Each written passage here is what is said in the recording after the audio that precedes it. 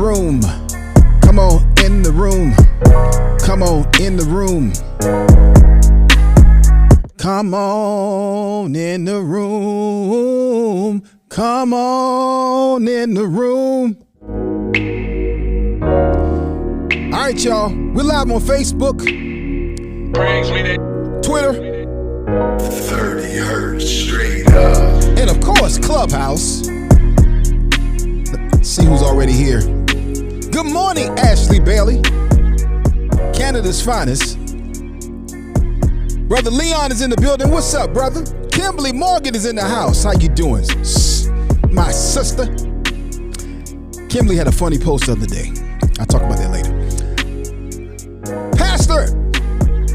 Pastor Robert Earls. Pop Earls, how you doing, sir? Gabby's in the building. Isis in the building. Good morning. Good morning, Andy. Good morning, Michelle. Good morning, Dr. Latora. Good morning, sir. Good morning, Tigist. Or Tigist. Or Tigist. Did I mess that up? Good morning, John 3:16. Love it. Good morning, Ty. Good morning, Surya. Suri. Is that Suri or Surya? Tell me if I messed it up, Surya. Good morning, Atia. My cousin name is Atim. Good morning, Hannah. Good morning, Tammy. Good morning, Steve. Good morning, Katrina. What's up, sis? How you doing? What's going on? Good morning, Sharon. Good morning, Lubna. Love it. Good morning, Slizzy Styles. Slizzy Styles. I love it. Dana, good morning. Kimberly, good morning. Tony, good morning. 30 hertz straight up. Bakale, good morning. Good morning, Maria. Good morning, Wanda. Good morning, James. How y'all doing, family? Happy Tuesday to everybody. I got a real question. We've kind of talked about this before, but it's a slightly different perspective. 70% of all divorces today are being filed by ladies. And so Donna, Pastor Tucker, and I were having a conversation, and we want to talk with y'all about what's the reason? Okay, we've had we kind of talked about it in a general way, but let's go a little bit deeper. Let's take a deeper dive.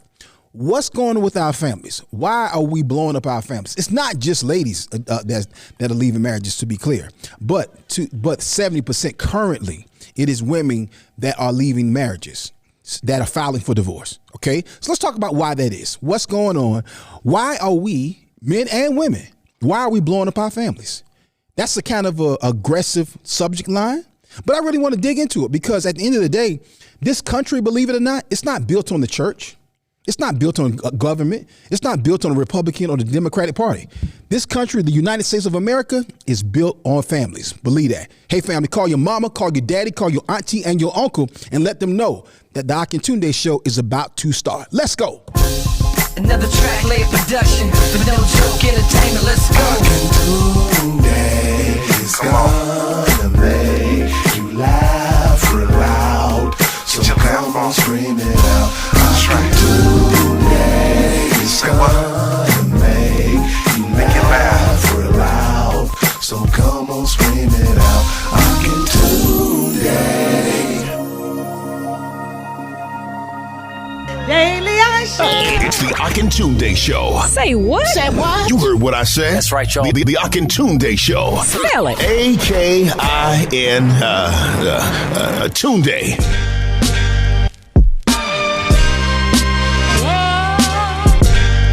I heard that I'm reading in the comments that y'all said that y'all are not hearing the music. I don't know why that is. I don't know why that is. Are y'all hearing that? You know what? I see it. Even on the board here, it's not really registering. I wonder why that is. Okay. Yeah. Okay. Well, if the music is not playing, then we'll stick to the conversation. The music is not the most important part. The most important part of the show is y'all. That's the most important part of this show. Every Tuesday here on Clubhouse, streaming live on Facebook and on Twitter and YouTube as well. The YouTube channel is hard to find. Another conversation. We'll talk about that. But all of this will be worked out by next week. We're just tweaking the show for the big return coming up on next week. And so we're getting some details in, working on some elements, and having fun while we're doing it. Again, let me know if y'all can hear the if y'all can hear the. Okay, no music. Okay, my mother-in-law is in the house.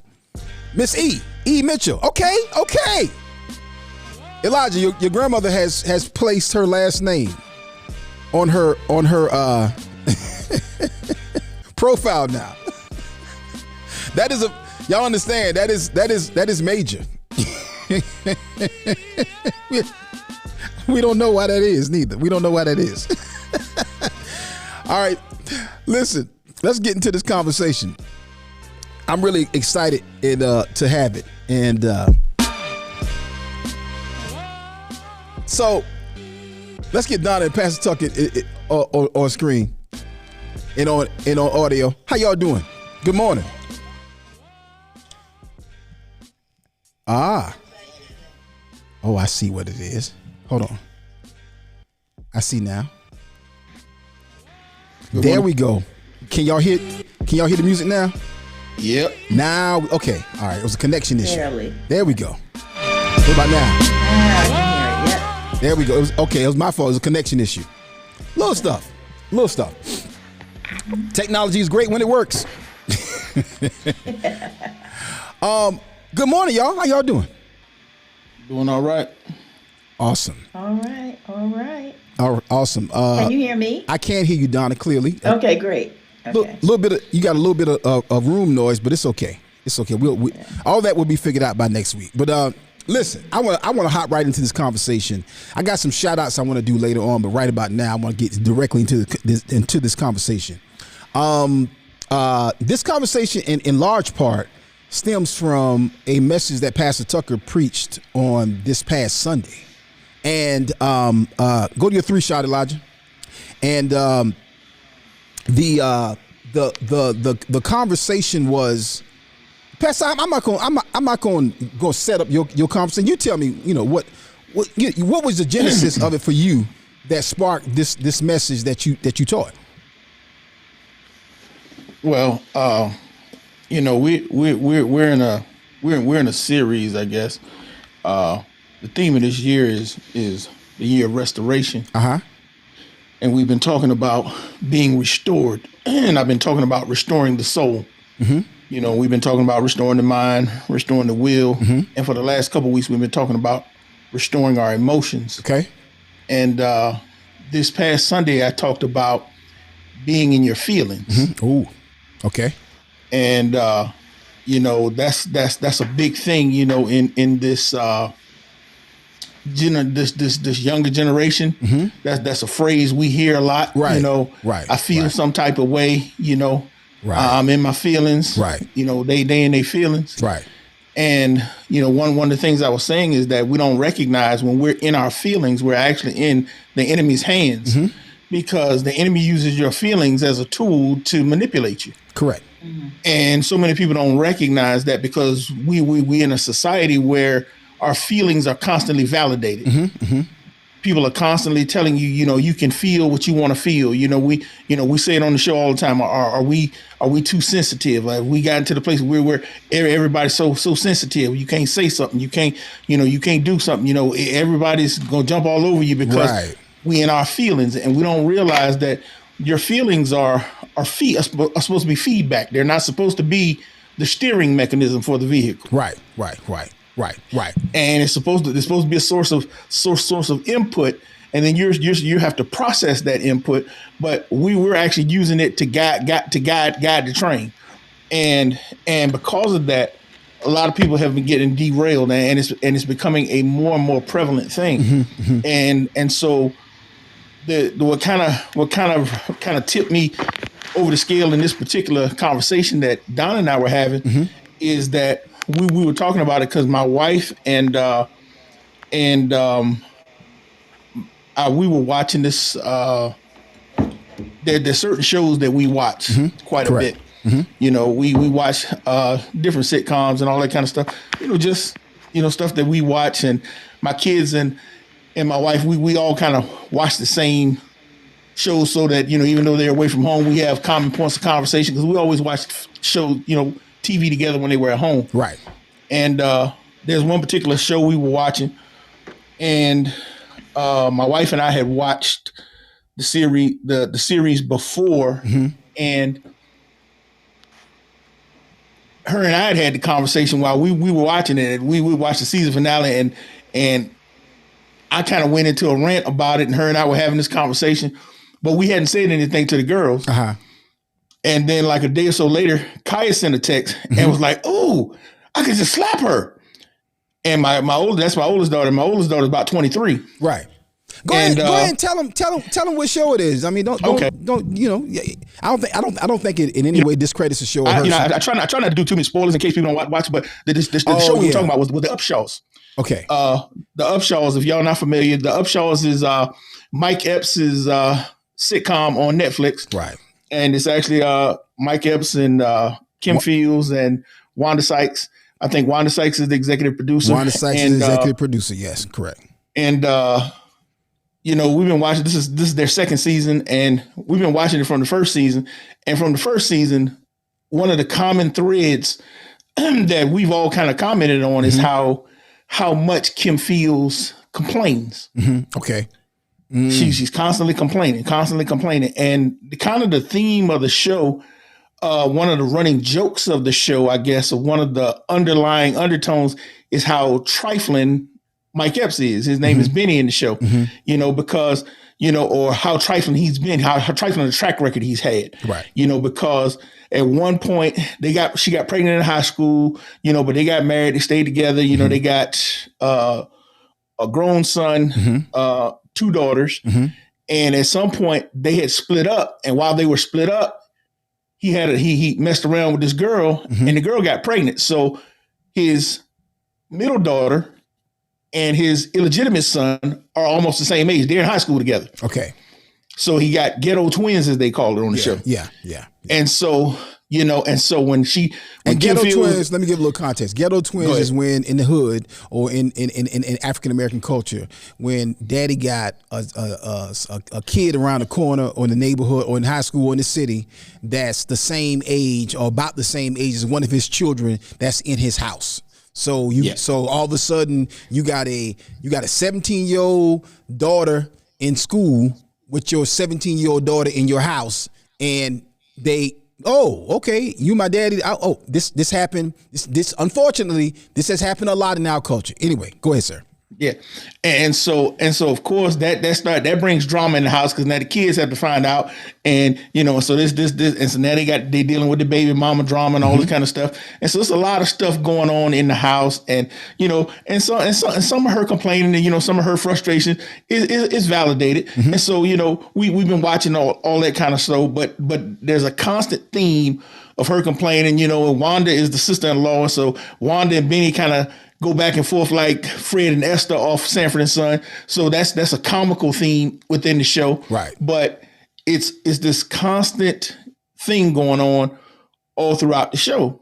And so we just been kind of watching it, going along with it. And, just like every other show, it's cool. There's a couple of other things, the older son comes out at some point as being gay. Now, I've already told y'all these are spoiler alerts. So if you don't want her to just plug your ears for a moment, don't leave the show, but just kind of plug your ears for a minute. Yeah. But in this season, they come back after some different things, because Kim Fields she's frustrated with things going on. She wanted to go back to school. She tries to get her degree, the whole family. But Benny is really just trying to be better. He's fighting, trying to be better. He's constantly trying to, make up for the past. Right. He's still flawed, you know what I'm saying? Because he still got the hustler street mentality, so he's doing stuff, but it's comical in the Mike Epps kind of way. Right. But he's still trying to be a good husband. He ain't in the street, he ain't doing, he ain't chasing no women. He just being himself. Right. And so he's constantly at home with the kids, her working. That's all he doing, supporting her. So she wants to go back to grad school. So he shifts everybody to make sure she can focus on the GMAT. But I mean, she's so obsessive about everything that everything has to become about what she wants to do. And she does all that, takes the GMAT, she fails it. So they so the whole house shifts because she down. You know what I'm saying? So everything is going around her. Everything around her. She doesn't get the promotion on the job she wants. And so then she gets mad, curses out her boss, and quits her job. So now they got to deal with all of that, you know. So it's just all the stuff. So they come into the second season. So now she got to find a new job. I think the garage got flooded or something like that. So now they dealing with all these financial things. Benny goes out here and gets a job, not even trying, gets a job at Lexus, and they paying him bank to work at Lexus now. And then she jealous because Benny got a new job. Because she been all across the city trying to get a job, but they done pretty much blackballed her for cursing out her boss at the hospital. Wow. So she mad because Benny coming up, and she out here, I'm doing this and I'm doing this and doing this, whatever. So finally, she gets accepted to grad school. And so everybody's like, okay, great. You know, they invite her to come out for a weekend, whatever. She doesn't even go because she don't want to go to grad school now. Okay. And so everybody's upset. So let me cut a little bit of distance. So what? And I think if you could tell us what happened towards the end. Again, this is a spoiler alert. So if you have not seen it and you want to watch it without any type of disruption, I would say if you want those people, because I really hate that myself. But like I said, for the context of the show, you got to understand what's happening. Right. At the end of it all, they're trying to support her. She's dealing with these feelings of frustration, this feeling of being unfulfilled, you know, this whole thing, and she's overwhelmed. And they're trying to describe it as depression. She ends up having a heart attack, a mild heart attack. Oh, Lord. She goes to the hospital, comes home. Like I said, once again, they moving heaven and earth. Benny in there trying to install a dishwasher. I mean, they doing everything, trying to make her happy, doing everything, whatever. She ain't satisfied by nothing.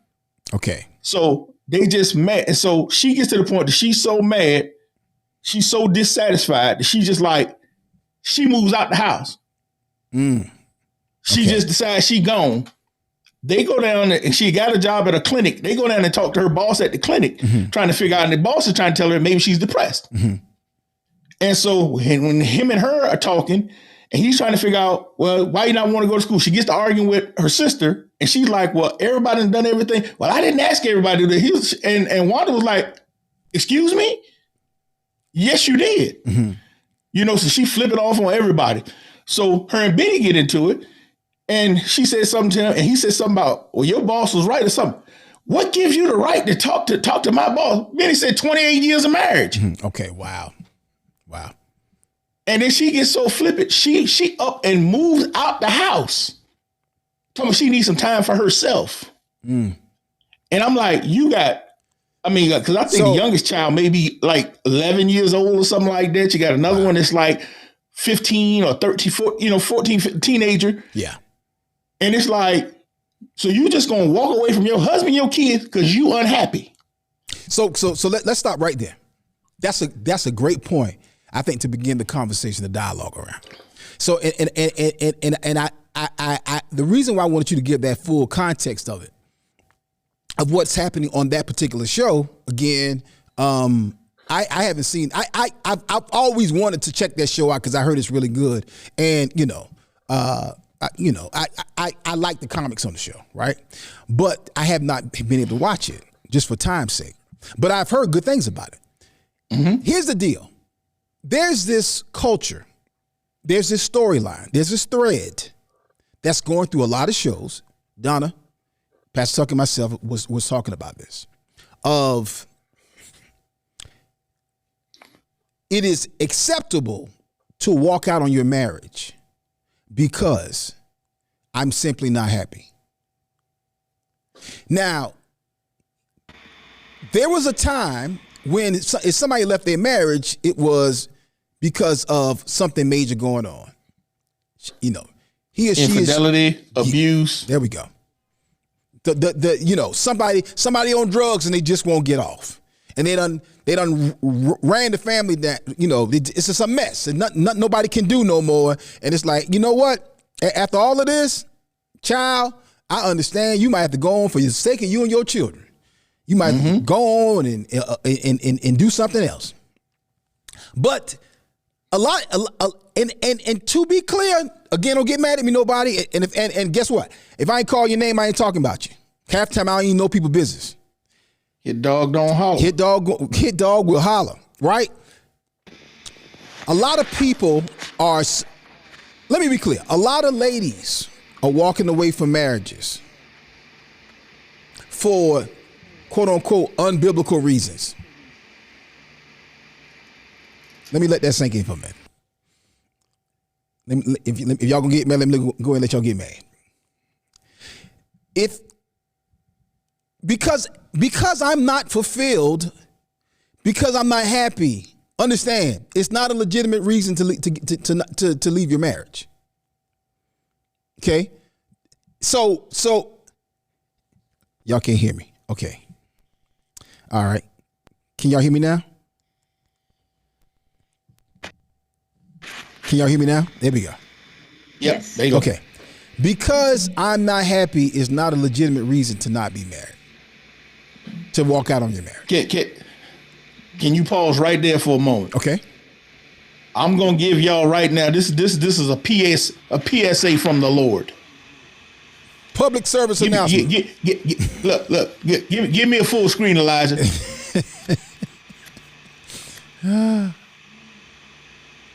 I need a full screen, Elijah. Elijah, go ahead, Pastor Tucker. Elijah might be we having some delays and some issues. This right here is a PSA from the Lord. The purposes of marriage is not your happiness. I'm gonna say that again. The purpose of marriage is not your happiness. Wow. What did you say, Pastor? I'm gonna say it again. Jesus. The purpose of marriage is not your happiness. Oh Lord. Oh, it's Lord. not so you can get some constant sex. It's not so that you got somebody to hold on to and keep you warm at night. Oh, Lord. It's not so that you can get somebody to pay your bills. It's not somebody you can keep you company and that you can grow old with. It's not for any of these sentimental reasons that you have heard. The Bible says, have I not made the two one? Now. He says, so that I would have godly offspring. But Pastor Tuck, that flies in the face of culture today. Because for men and women, it is, I get married to be happy. Well, guess what? Culture did not create marriage. God did. Jesus. Jesus. And whether you like me or not, I'm telling you what the Bible says. This came from the factory. Listen, I need y'all to drop in the comments what y'all think about this perspective. This line of conversation. And this is the reason why this whole gay, lesbian, LGBT agenda is not of God, because if he said he made the two one flesh so he could produce godly offspring, you cannot produce godly offspring with a man and a woman and a woman. Correct. So that's not telling you I hate nobody, not telling you they going to hell. I'm just telling you right now that that's not the purpose of marriage, and that's telling you that God didn't sanction all this other stuff. Even if you go and you get a in vitro, or if you get a surrogate, or if you adopt, that's a little passing point. Anyway, I'm just trying to get to you straight from the factory. I'm giving you what the manual says. Straight, no chaser. So we have to understand that, and that's the problem. So I just want to jump in here because this is like, woo. Okay, so the whole purpose of marriage is just to create children, godly children. Is that correct? Is that what you're saying?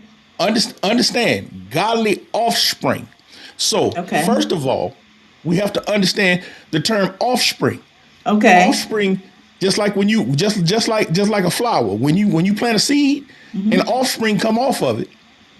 Yes, the original intent was for us to be fruitful, multiply, and replenish the earth. Right. So yes, at the base of it is for that man and woman to multiply.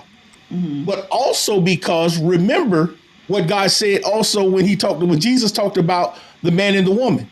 He said, when I'm talking about husbands, love your wives as Christ loved the church. And he said, wives, submit unto your husbands as unto the Lord. He said, I'm talking to you about a mystery. He said, because I'm talking about you, about the Lord and the church. He said, because your marriage is a representation of the church, of God's relationship with his people. So it's going to produce offspring in that way as well. So if you never have children, the way I treat my wife, the way I love my wife is going to produce offspring, because people are going to come to a relationship with God based on how I love my wife, recognizing that's how God loves them.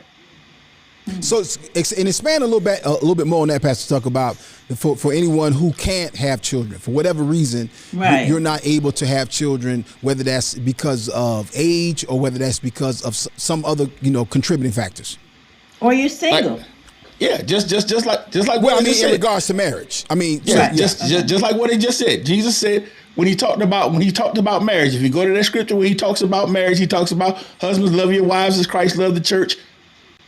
Wives, submit unto your husbands as unto the Lord. He says, I'm talking about a mystery. He said, but actually what I'm talking about, he explains to you, that whole relationship is supposed to be representative of Christ's relationship with the body.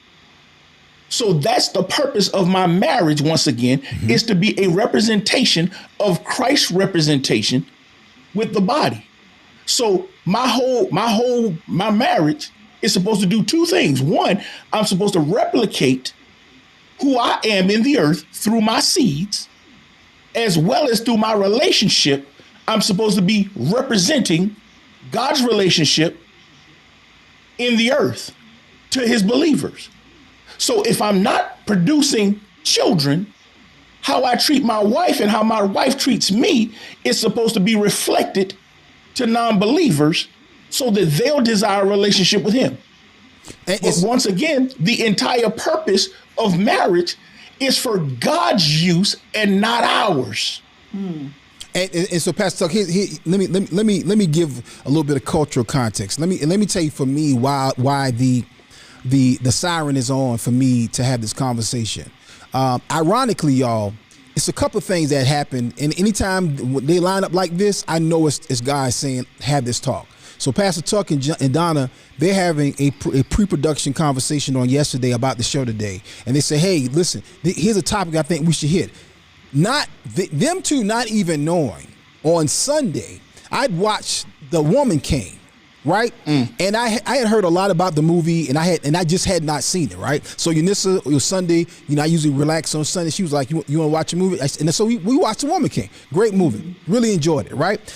The movie prior to it, I had seen where a lot of guys, a lot of men, from really it's more or less from the what they call the Manaverse in YouTube, where a lot of guys had some problems with the fact they was like, well, there's no such thing as a woman king, and the dominant female and all that stuff. And I was like, look, at the end of the day, this movie was based on historical factors, right? Creative license, but historical factors. So I don't want to get on the movie, but I didn't see the uproar. I thought the story was good. I thought, again, it's written, it's creative, it's a lot of creative license was taken, because it's not, the people in the movie were not factual, although the women, the Adoji women, the army was confirmed historical tribe and army. That said, something that I took away from that movie was the ladies who committed to that life.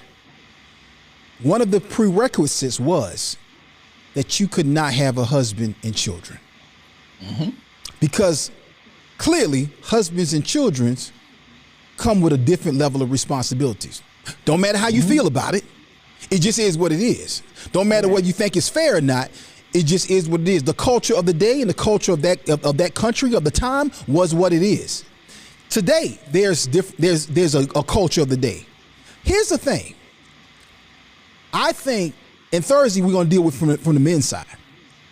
But I think today, when Pastor Tuck taught this message about being in your feelings, you got to make sure that you don't shift the trajectory of your entire lineage because you in your feelings. You got to make sure you don't make life-changing decisions for you, for your spouse, for your children, grandchildren, no, a family member who may be observing you, who may be basing their whole life in marriage based on the quality of your marriage. Like you said, your marriage is ministering to other people. I'm paraphrasing slightly what you said, but you said your marriage is ministering to other people. You have to make a decision, and you have to ask yourself, am I making this decision to exit my relationship for a legitimate reason, or am I just in my feelings? And if I'm in my feelings, are my feelings valid? Doesn't matter what culture says, doesn't matter what social media says, doesn't matter what Instagram says, doesn't matter what YouTube says, doesn't matter what your life coach says. Is this what God says I'm supposed to do in this moment? Even if you're not married to somebody perfect. Hello, newsflash, ain't nobody perfect. I don't care who the woman is. I don't care how fine she look, bro, and I don't care how much it look like she take care of her husband, and I don't care you probably think, oh, he getting the best this and the best that. Man, she can cook. I bet she got some good sex. Man, she even work too. Man, I bet she's a bad chick. That's the type of chick I need. And you don't know that. You don't know what that woman is, who or not, or what comes along with that package. Same thing, ladies. It don't matter how you can look at such and such. Ooh, I bet he this, and ooh, he got money, and he take care of this, and you don't know what it takes. And guess what? Even if all of that was true, it ain't yours. The fact of the matter is, we chose our spouses. Listen, you can't choose your family. I can't choose my mama. I can't choose my sister. I can't choose my brother. I can't choose my cousin or my uncles or my aunts. But I chose my wife. And guess what? You better choose wisely. And that's why, once again, we talked about submitting your mind, your will, and your emotions, because that's where your choices are coming out of. And see, if they're not submitted unto God, you're not going to make godly decisions. You're not going to make the right choices. And see, you talked about something just now when you said, are my feelings valid? That's the question. Who's validating your feelings? Because that's where a lot of this stuff is happening at. Right. Because we're having these feelings, and you got people validating those feelings, and those people don't have any stake in the game. You got people telling you, yeah, I wouldn't put up with that either. Yeah, you right. Yeah, you got a right to feel like this and that. And you know, it's crazy because some of those very people who are validating those feelings that are pushing you, that are causing you to make these decisions, wouldn't make those same decisions if they were in that place. And they're actually looking forward to you making that decision because they don't like the place that you're in. You're in a better situation than they're in, and they would like to see you not be in that situation because they don't like to see you higher up. Let me ask Donna that question right there. Yeah. Because I've heard people say that, and I believe that can be the case.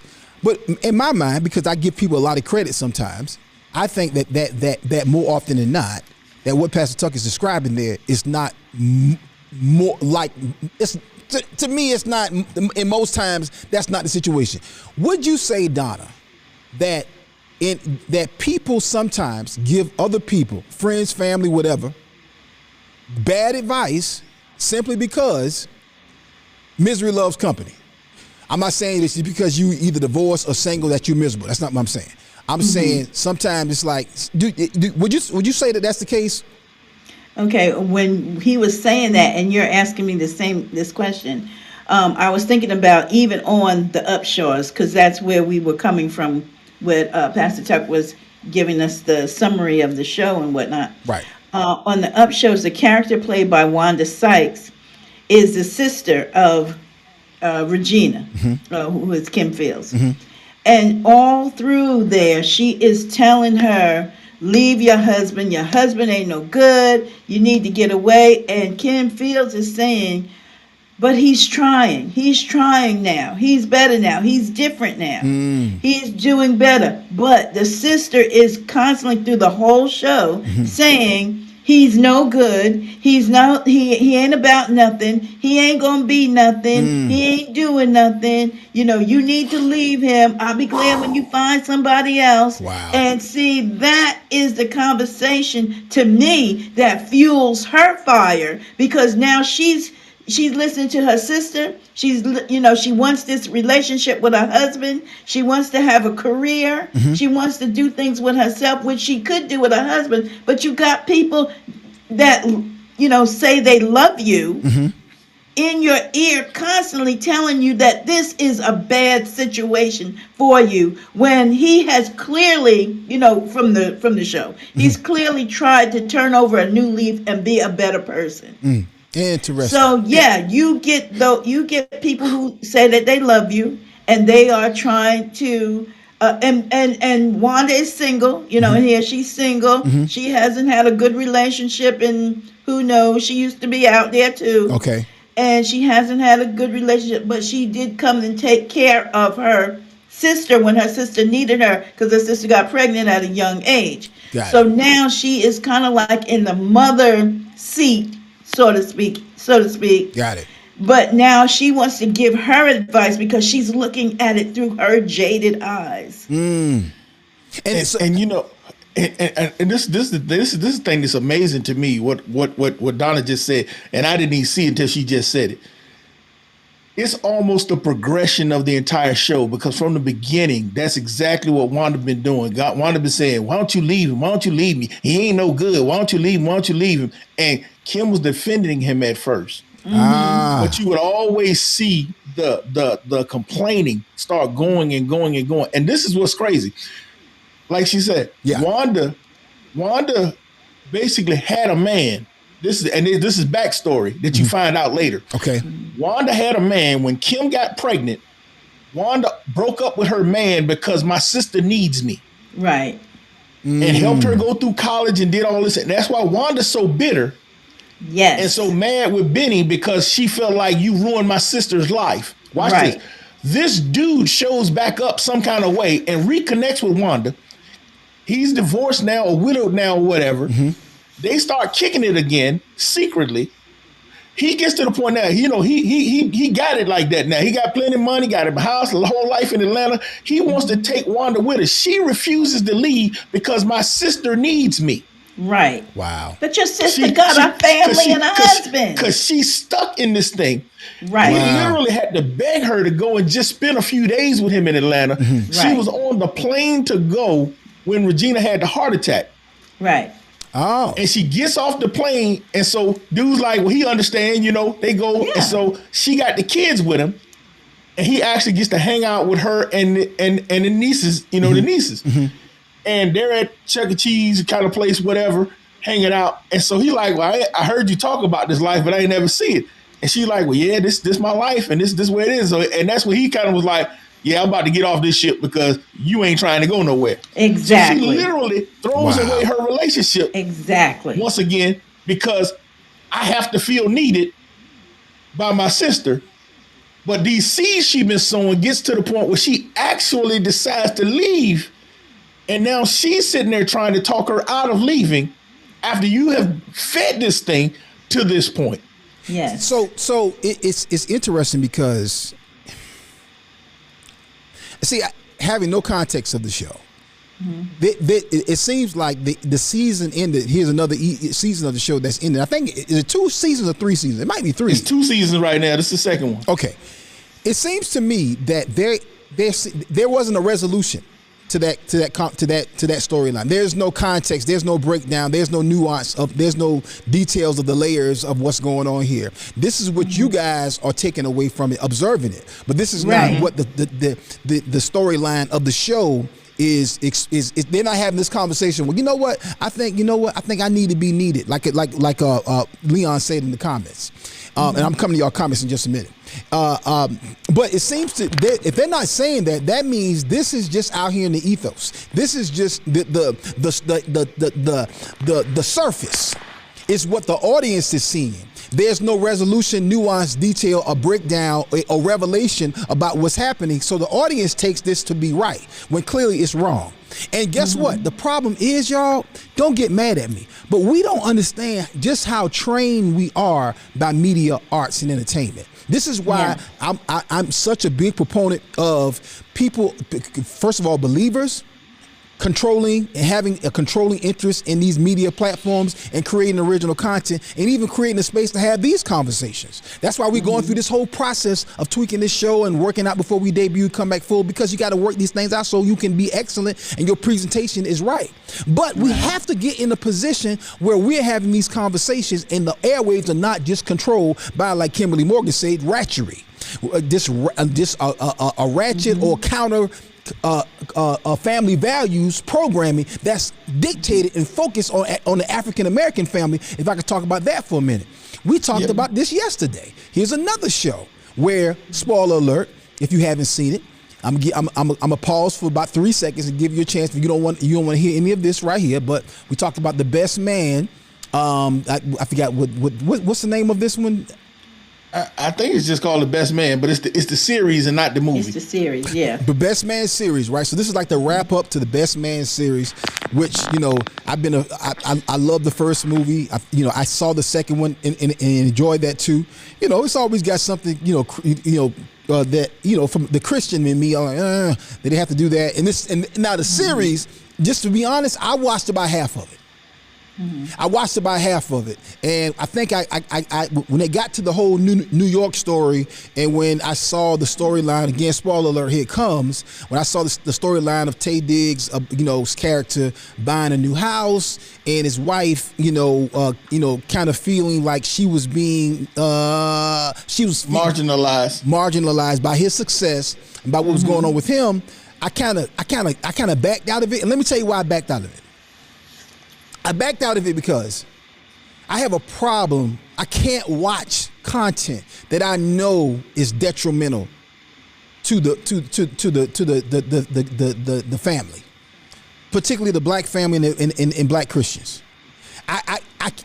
For me, it literally. Unessa sometimes gets mad at me. It's like, can we just watch this without you breaking this down? I'm sorry, I can't just sit and watch it. It's like that. Yeah, it's just like that. It's nails on the chalkboard. Fingernails on the chalkboard. Because I know this is the antithesis of what we need right now.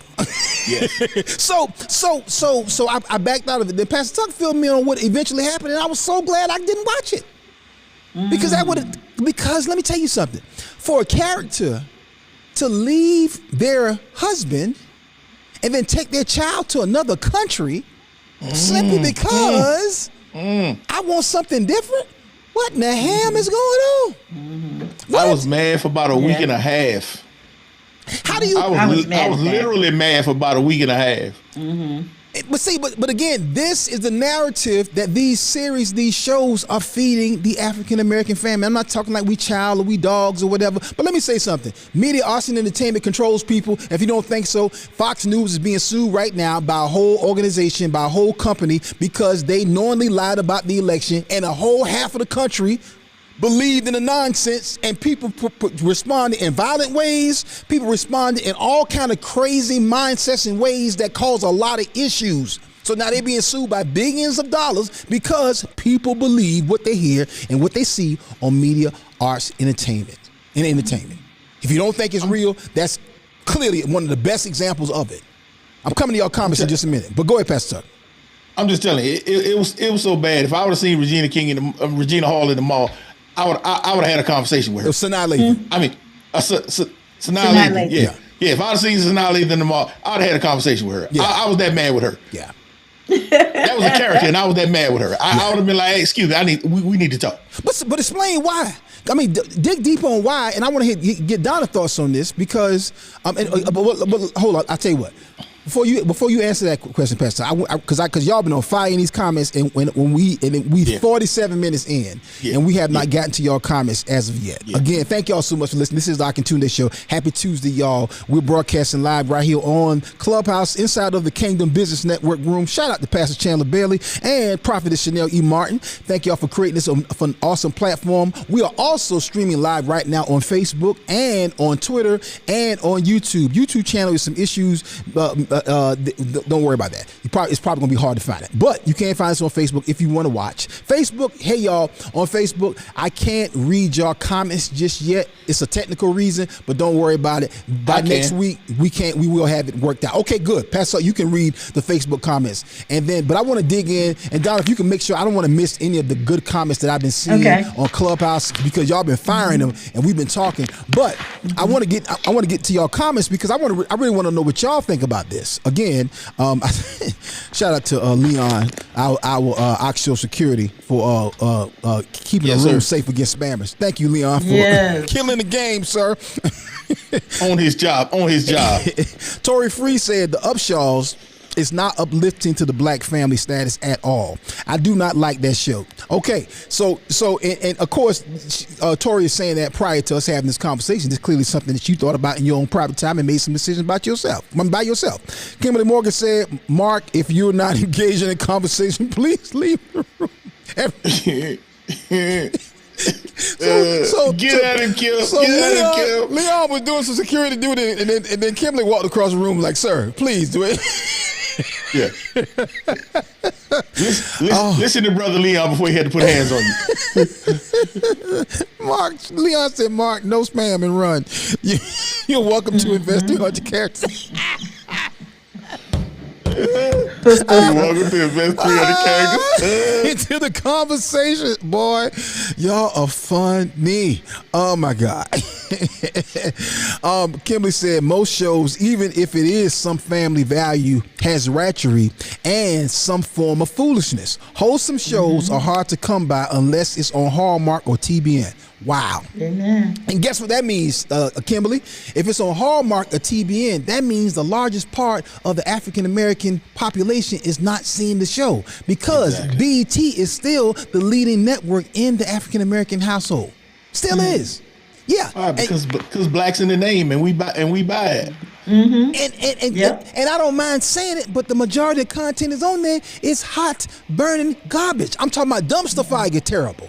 I don't care who produce it. Dumpster fire bad. Like it's like when I'm watching that, so I'm like, these Negroes don't need to be watching this.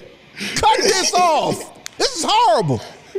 Yep. It's like somebody with cancer smoking cigarettes. Really, sir? Are you serious? You have stage 4 cancer and you smoking a cigarette? Oh, okay, you ready to go.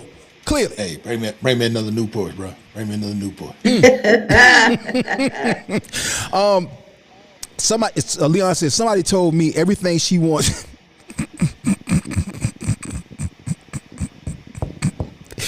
is everything she sees. Prophet George Michael.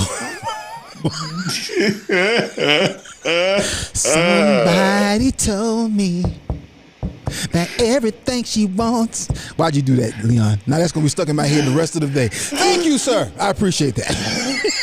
And that I must give her everything. She'll ask me what the ham you want from me. Okay, I'm sorry. Kimberly said, I'm afraid to get married. No, Kimberly, don't be afraid to get married. No, absolutely Kimberly, not. Look, you are too awesome, intelligent, smart, and beautiful, and a godly woman to not be willing to take a godly man. You just got to find the right joke. You just got to be found by the right joke. Go ahead, Pastor Tuck. The shirt I have on says, out of all the places in the entire world, my favorite is next to my wife. Come on now. The blessed life. I'm trying to tell you, this is the blessed life, not the best life, the blessed life. You better understand. Yes. 25 years going on 26. I'm telling you right now, ain't nothing better than being married. But the key is you better let the Lord choose your spouse. Yeah. The problem is, once again, being in our feelings. We choosing people based on our feelings, right, versus allowing God to dictate this thing. Instead of submitting our will to the Lord.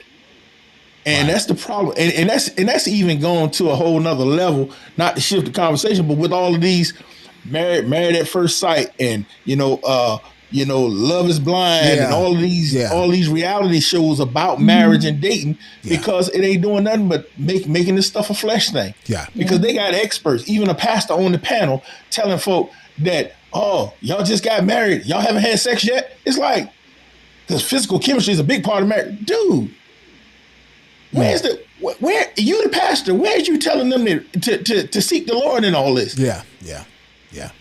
I mean, but And again, you're supposed to be an expert on marriage. But again, Pastor Tuck, it is the manipulation of these producers, these networks, and these distributors, creators who are creating content that is not godly centered, godly focused, and don't care nothing about the kingdom. So it's creating this narrative that here's the whole thing, y'all. Can I be crass for a minute, if you allow me to? Go right ahead, sir. If you eat junk food, your poop is gonna smell different. Yeah. If you eat vegetables and fruits, you're going to have a whole different poop the next day.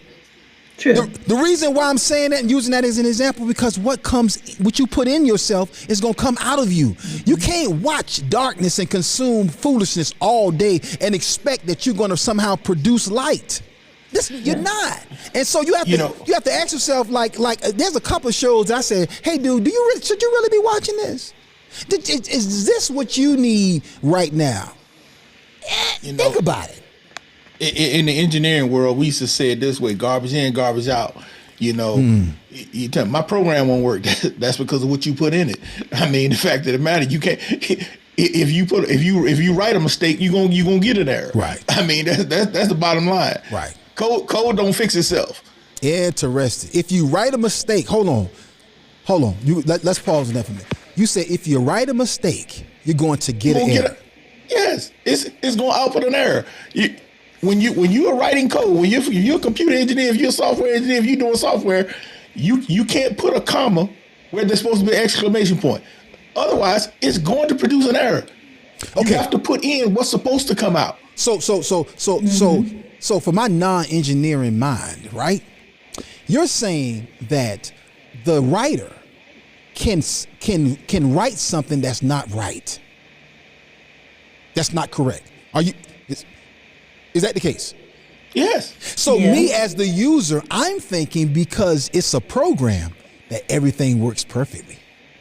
So there should be nothing that's wrong with this program because it's a computer program. I paid good money for, or I downloaded this program, whatever. Everything should be working right about it. But what you're saying is that because man is flawed, man can produce something that has a mistake and an error in it. And me as the consumer using it, it's going to give me some problems and it's caused me some issues. Is that what you're saying, sir? Exactly. And that's why your phone is constantly updating. That's why your computer is constantly updating, because they're constantly finding and fixing flaws. The problem is with these TV shows, they're not trying to fix it. They're not trying to fix it. They don't care. And guess what? The difference is they know it's got flaws in it. Exactly. It's doing exactly what they intended it to do. Exactly. These are hackers. They intended it to hack. This was malicious code. This was malicious code. This purpose was for you to download it and for it to infect your system. Oh, malicious and code. Then you want more. Then you want more of it. You want more of that because it's got ingrained in you and you get invested in the story, just like you get addicted to watching a show. And especially now with binge watching. Yes. You get heavily invested. At least when you were watching it, you get to watch your shows week by week by week. Right. That gives you a little time to detox, so to speak. But when you binge watch and you sit there for 10 hours, 15 hours watching these shows because you're watching seasons at a time. Right. And there's no break until it's over. Yep. So that's that's full emotional investment. Exactly. Into something that is counterproductive. Exactly. To your relationships, to your family. And in most cases, most people don't realize, just like when you on your computer, you don't realize you downloading a virus. There it is. And it's so funny, but that's one of the reasons why, and this is a double-edged sword, but it's one of the reasons why I love the time we're in from a standpoint of, streaming and all of that kind of stuff. Correct. Because I despise programmed television. Having to wait till next week to get a new episode. No. I despise the fact that when I turn the TV on, I can only watch what you give me. Oh, right. Right. I am a fan of on-demand television. I could never go back. I hate if I have to go somewhere, like if I go to a hotel and I can't put in my Fire Stick or my Roku. If I can't control what I watch, I refuse to watch television because I don't listen to a radio in my car. I don't do that.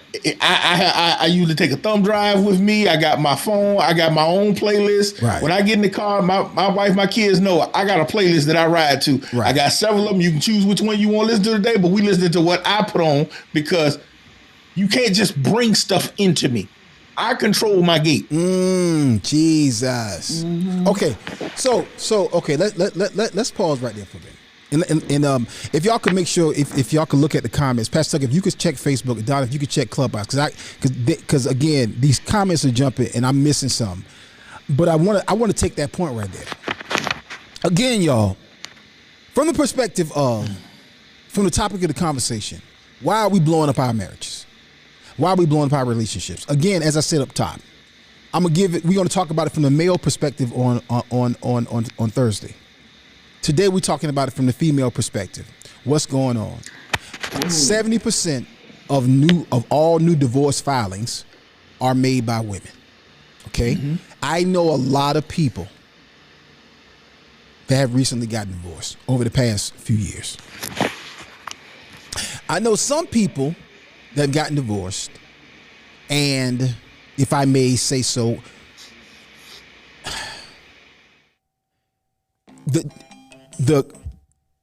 the reason for the divorce, I'm like,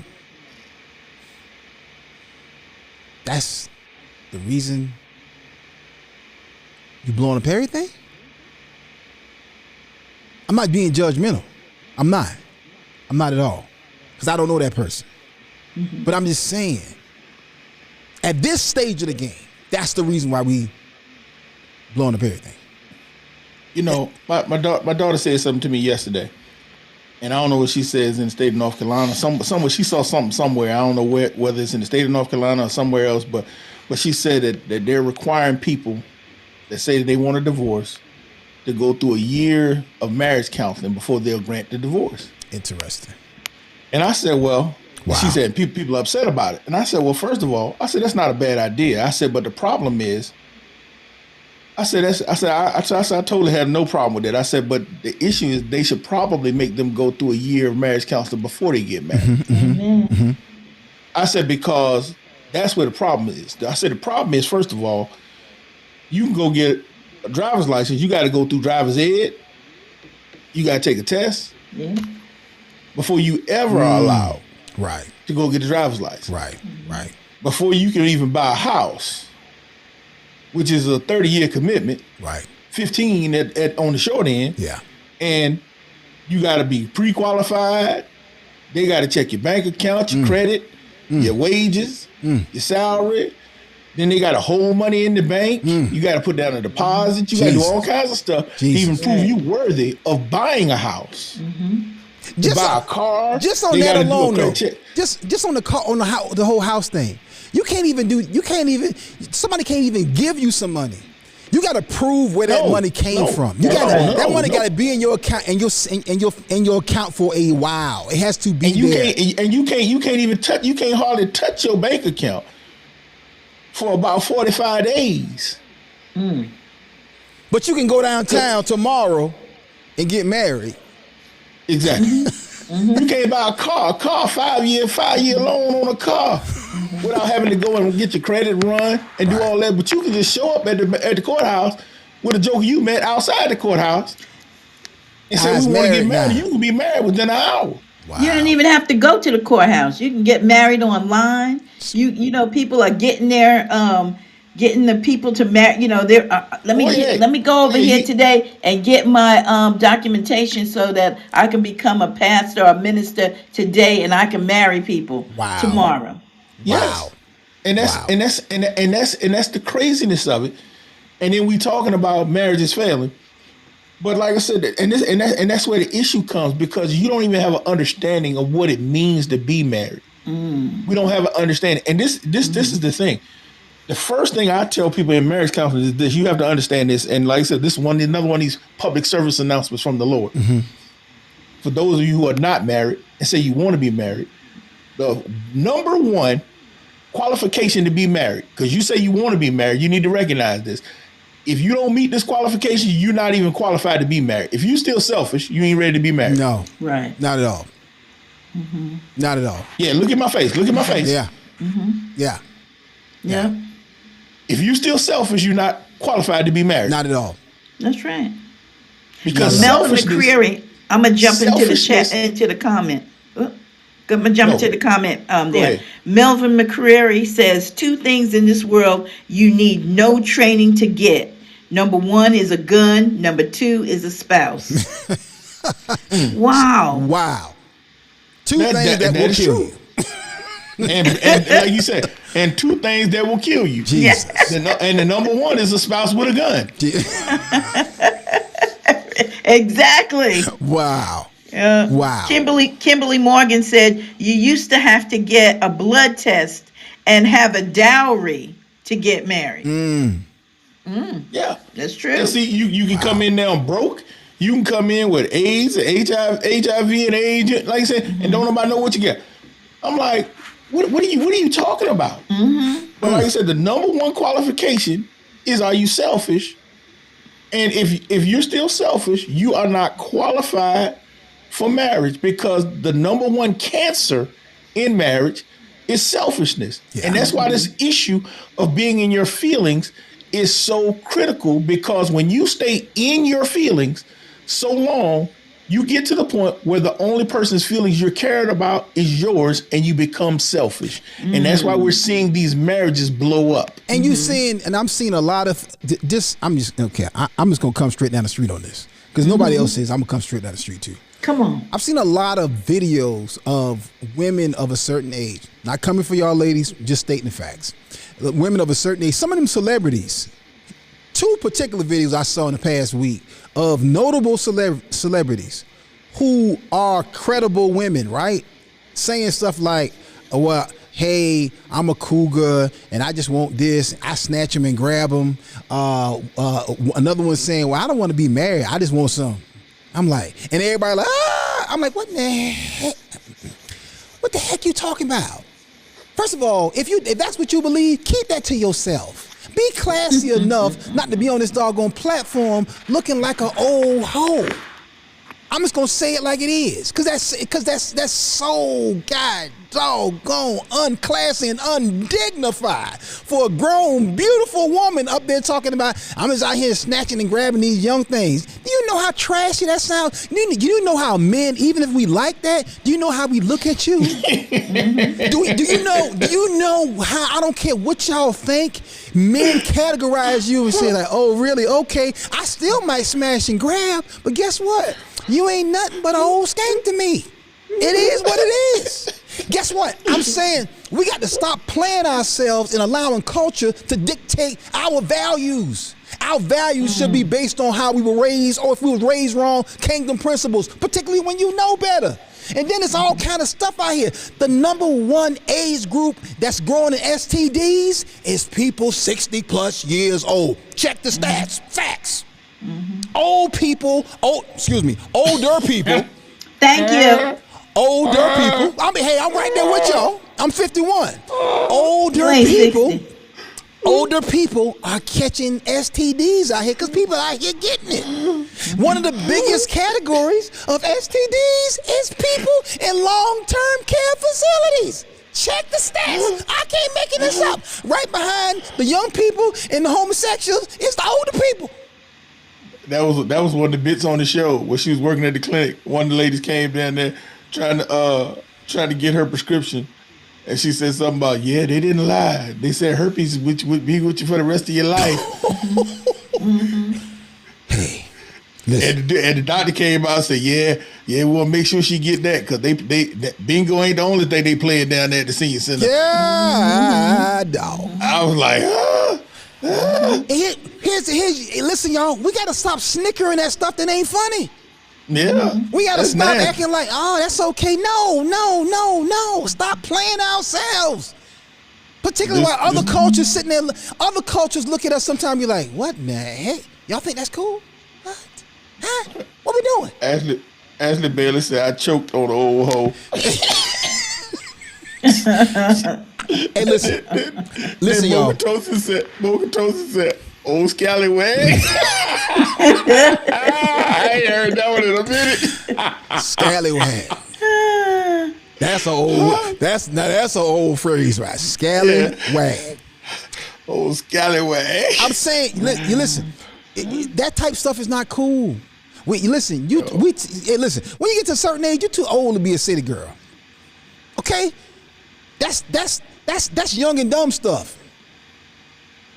So, and I'm not saying you don't have needs. I'm not saying that people don't have desires.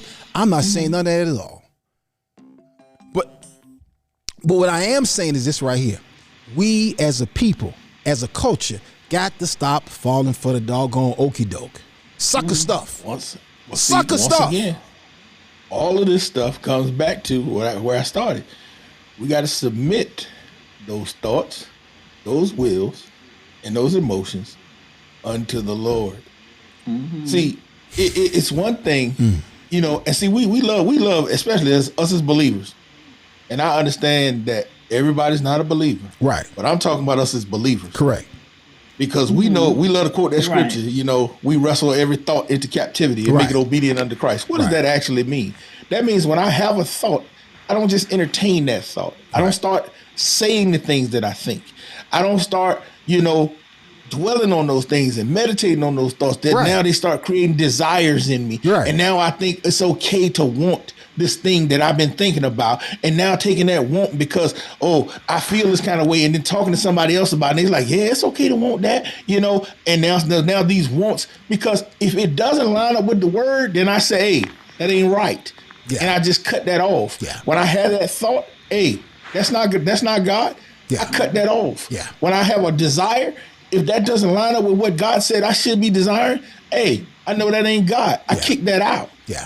The same thing with these feelings. When something happens, God, how am I supposed to be feeling about this? Yeah. Is this okay for me? Yeah. Because otherwise, when I sit in that place, that stuff grows and it becomes something. Yeah. And and what most people don't recognize, that thing of jealousy, that thing of being unsatisfied, all that stuff continues to sit there until it becomes bitterness. Yeah. And once that thing hits that point of bitterness, it infects everything around you. Yeah. And that's why I said, once again, you see people blowing up their whole household, blowing up their whole marriage for no apparent reason. Like you said, dude ain't cheating on you, he ain't abusing you, he ain't doing nothing else, but because somebody done told you, girl, I be tired of it too. Somebody done told you it's okay to feel like that, and you done stayed in it so long, it has now taken root, and now it has spread through everything. Everything you see now is going through this jaded lens of something is wrong with it. Yeah. So something wrong with the way he chew now. Something wrong with the way something wrong with the way he sweep. Something wrong with the way he cook breakfast. Yeah. Something wrong with the way he drive. Something wrong with the way he breathe wrong. Yeah. The wrong way he sleep wrong. Yeah. Why he had to wipe down the counter like that? Yeah. Why everything he do. Yeah. To the point that I'm just so dissatisfied with everything. These kids get on my nerves. I don't know why they watch TV so loud. Everything in your life becomes unsatisfactory. Why? Because you have sat in some feelings that did not belong to you in the first place, when you should have just said, I don't accept these feelings because they're not of God. This very man you prayed for, this very children you prayed for, now are no longer satisfactory to you. And here's the thing. I want y'all to understand something. By no means are we saying that your feelings are not real or that your feelings are not even valid. You might feel a way about something, but that does not mean that you get to act on your feelings. All feelings, some feelings are not valid. Some feelings are not legitimate, right? But whether you feel it or not doesn't mean you validate your feelings. God is the only one that can validate your feelings. Not your friends, not your cousin, not your uncle, not your daddy or your mama if it's contradicting the word of God. I don't care who it is. Help. Yeah, get some help. And that's the if thing. they're Exactly. overwhelming, if they're overwhelming, because we are Yeah. also dealing with mental illness as well and things like that. If they're overwhelming, get some help and seek some help. And you know, Donna, to your point about that, here's the thing we got to recognize. We have to understand that the devil is not playing checkers. He's playing No. the highest level of chess.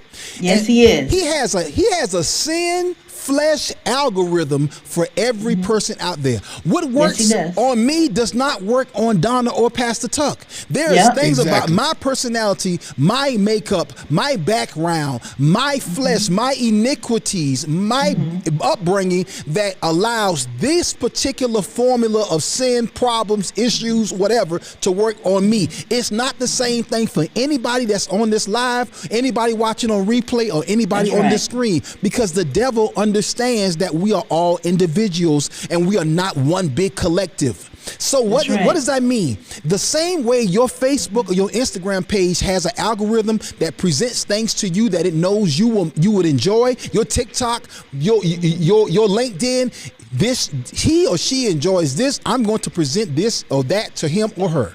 It's the same way with your flesh. So the Right. devil has a way when you're upset about something, you're offended by something, it could be a legitimate offense. Your husband or wife did something that is legitimately offensive to you.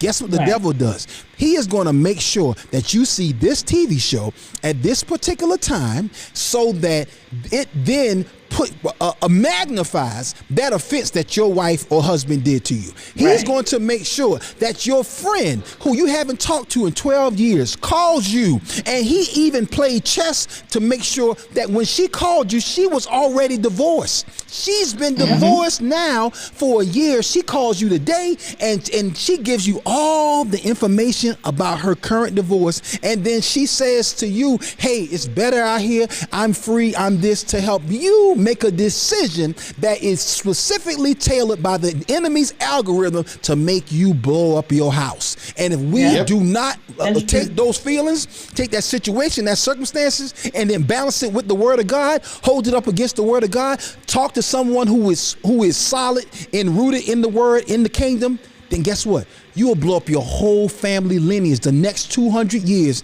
because you and your god doggone feelings. And that is the real then- talk of some stuff that's happening today. And don't realize your kids gonna suffer from this. I mean, and then after a while, then you sitting around looking crazy because you out here now taking all your money trying to get BBLs and all kinds of stuff, trying to be something you ain't. Like you said, got STDs and everything else because you're trying to be something you ain't, because you was married 20 years, but you walked out there and now you out here in these streets trying to figure out how to live in these streets. Can When I you say, had a perfectly happy household because somebody done tried to make you think that you were unsatisfied in your house. can I say something here? Some of this stuff, man, Pastor Tuck, you just brought up something I saw the other day. I don't think y'all understand something. It's certain things I see that grieve my spirit, soul, mind, body, and everything. I saw this one video of a woman who looks like she was my age or a little bit older, maybe. She had some bad plastic surgery. Oh, But clearly she didn't think it was. And she was on social in a bathing suit, walking up and down the hall in front of a cell phone camera, showing off her behind. That clearly she got some bad plastic surgery. She went and got one of them overseas BBLs and paid $5,000 for it when you should have paid $25,000. And I'm like, sis, ma'am, what in the ham is going on where you're in your house as a grown adult woman deep in her 50s? And you're walking in front of a camera with a doggone bathing suit on, modeling for who? For all to see. Children, family members. What? How do we think this is acceptable? How do we somehow think this is a good thing? Guess what? Even if you are fine, even if you ain't got went out and brought a BBL, you might have got it natural. But do you really think it's it's good for you as an adult woman to be putting yourself out there on social, even if you look good. A man is not saying, hey, you're a wise woman. I really appreciate the fact that you did that. I think it's awesome that you putting yourself out there. That's great. No, he's saying, hey, yeah, you fine, but you playing yourself. You playing yourself. It's like that. It's like that old player in the club. He's sharp. Yeah. He got a pocket full of money. He got his derby on, matching shoes. Walking around in there with a linen short set on, matching socks and matching shoes. That he done bought down at Suit City, and the man told him he was fly when he left out there. So he got three of them. That melon color, that lime color, and that mustard color. My man, this is the pack. Hey, man, I got the package for you, man. Come over here. I tell you what. I give you 3 for 50. 3 for 50. And for you, I throw in a pair of lime shoes and the derby. Give me 125 for everything. Man, I appreciate 125 that. Everything. I appreciate that. Everything. Yeah, so you got all that hot garbage on. And he in the club walking around. He got $3,600 cash in his pocket. He walking around flashing money, and women looking at him, chuckling at him. But they might entertain him because he got some money, or they might entertain him because he might be halfway good looking dude. But they still laughing at you, saying, "Hey man, bruh, nobody's celebrating this. No, they're accommodating you at best." You went to high school with my daddy. No, that's not happening. I just so want it. Just really bothers. Guess what, y'all? Let me say this: if you a woman who blowing up your marriage because of culture, you no different than one of these people right here talking about make America great again, and you can't even tell me you saying stuff like Barack Obama was born in Hawaii. He's not from America. He's not from America. He's not. Like, well, prove that. Well, he's not. Sir, what facts do you have? Well, I don't have any facts. You sound no less ignorant than this person does. You're promoting, you're parroting talking points. It's, to me, a person out here talking about Trump lost the election is no different than somebody out here talking about I'm a cougar and I'm out here eating these young mountain lions. Two different versions of fools. You just a different type of fool, but you sound just as ignorant. Talking about you a cougar out here eating up these mountain lions, as this joker right here sitting up here talking about Trump won the election. You sound equally as ignorant. And see, what you don't recognize is the fact that this ain't nothing but the same old, the grass is greener on the other side. Mm-hmm. Sucker stuff. Yeah. And I'm going to jump in here because I wanted to say that we as women also have to be mindful when we're talking about something being taking care of yourself with self-love, self-care, or is it selfish? Is it self-care or is it selfish? And you have to really look at both of those things and see if it's really self-care or are you being selfish. And no judgment. It's just something that you're going to have to sit in there, and you're going to have to sit with it, and you're going to have to determine for yourself if it's self-care or if it's selfish before you blow your family up. Yep.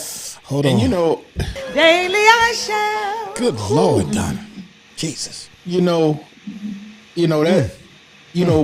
When you were talking about the best man final chapters, and we were talking about that whole Sanaa Lathan thing. Like you said, you stepped off when Harper was trying to buy them the nicer house, and he out here grinding, doing this. I'll tell you exactly where I left off. Pull up at Pastor Tuck. After they had moved into the house, they had moved into the new neighborhood, And the whole scene where my man, the kind of passive dude, had the whole situation with the Karen, and then the next scene was Sanaa Lathan and I forgot who it was went down, and she was making googly eyes at the guy at the farmer's market. The farmer's market. When after I saw all of that, I said, you know what? I'm done with this. I really see where this is going. I can't. See that's exactly. Like you said, where it gets real frustrating at, because we sitting here and it's like, okay, here you go, and Harper done gone out, and me and Donna were talking about this yesterday. At whatever point, y'all made a decision that because your career's taking off. I'm gonna support the family. I'm gonna have a family, right? And you gonna provide, right? So, and I tell people that's a decision y'all make together, correct? Right. He didn't say you not gonna work. Y'all made a decision. So whatever dream, whatever goal, whatever you decided to defer, you decided to defer. Now he out here grinding, hustling, going for the family. And in the meantime, that success blew up. Right. To the point that now he's afforded you a life that you've been able to do anything you wanted. Because he talked about that. You going out here, you've been an activist. Yeah. You've been a caterer. You done had a flower business. You done had this, you done had that. Whatever you wanted to do, whatever dream you wanted to pursue, you've been able to at will, at leisure. Yeah. No pressure. Yeah. Anything at all. Yeah. But at some point, you done got in your feelings and you done become unfulfilled. And then you, like you said, you go out here, because when they went to the Bahamas, they out here and the lady out here cooking on the beach. And now you like, ooh, I like this freedom. And it's like, same freedom that you have. You do this all the time. Yeah. But now you want me to blow up the lifestyle that allows us to come over here and do this stuff so that you can just do this. So now you're in your feelings. So now you down at the farmer's market and you making googly eyes at some little African dude. So now he whispered in your ear and he tells you about a restaurant that you can have your own restaurant and your boy's selling it for this. Harper is out of town at a meeting, working. You call him, interrupt him in his meeting like, I need $250,000 by tomorrow. And he like, huh? And she like, because there's a restaurant and I really want to do this and I need you to do this for me. And he goes, yeah, we're going to talk. We'll talk about it. So the guy ends up selling the restaurant before Harper gets home. And now you in your feelings because he didn't just stroke a check for $250,000 for the next whim that you had. Because it's something that your emotional adultery boyfriend suggested to you. Yeah, I'm glad I ain't saw that. And he said, and look, so he goes, well, if you want a restaurant, we can buy it. No, that was the perfect one. So now you in your feelings. So that's where this disdain, this bitterness starts to grow. To the point now that you're so unsatisfied, nothing he does is satisfactory anymore. You offended, you're in your feelings, and this is dictating your next few steps, which ultimately leads to you taking your daughter and leaving your marriage. Again, we're talking about, this is fictional, right? But guess what? This type of foolishness is happening on a consistent basis out here in these streets. It's happening right now, right this very moment. To the point that you decide, what you wanted to do, and now it's my time. And I want to move to Africa and this and that. And he's like, yeah, we can go to Africa. And she's talking about going to Africa during this particular time. And she's like, he's like, I got a big meeting going on during this time. I need to push that. And she's like, no, it has to be this time. He's like, dude, do you realize we talking with the studios in Hollywood? I'm talking about this gonna be big for us. No, it's got to be now. He said, well, y'all can go and I'll come over and visit y'all, whatever. So that just is unacceptable for her. He's not going to blow up everything they've been built. for her for a trip. And so because of that, she's out. I'm moving to Africa. I'm done. I'm this and that. So she wants a divorce. And so he's like, okay, she wants a divorce. So first he doesn't want to get the divorce. He's ready to contest it. The friends tell him he wrong. He need to let her have her way. He wrong. He trying to control her. This, that, and the other. So he decides, okay, whatever. I'll let her have whatever. I go get me. Look, he said, I'm gonna go get me an apartment. I'm gonna let her and the girl have a house. I'll do whatever I need to do to just be in my family's life. I left my house. I'm like, I ain't going no goddamn way. What the hell? What the leave my house for? I ain't out here in these streets. But this what he does. He said, I'm gonna let her have a house. I'll give her whatever she need. I just want to be in my family's life. And he gets to the meeting with the lawyers, and she tells him, I don't want the house. I'm moving to Africa. And he because she never wanted him to come in the first place. Yes, she had already made up in her mind. She was chasing after the little African dude, and she like, I'm ready to go. I'm done. I'm unhappy. I want a whole nother life anyway. Exactly. And she's like, I don't like your friends. Basically, in her mind, I don't like your friends. I don't like your life. I want my whole life that I should have had without your friends and without you. And so I don't want to start over anymore. That's what it boils down to. And I'm taking my daughter. And he's like, you're not taking my daughter around the world. Yeah. And she literally, the daughter don't want to go. He don't want her to go.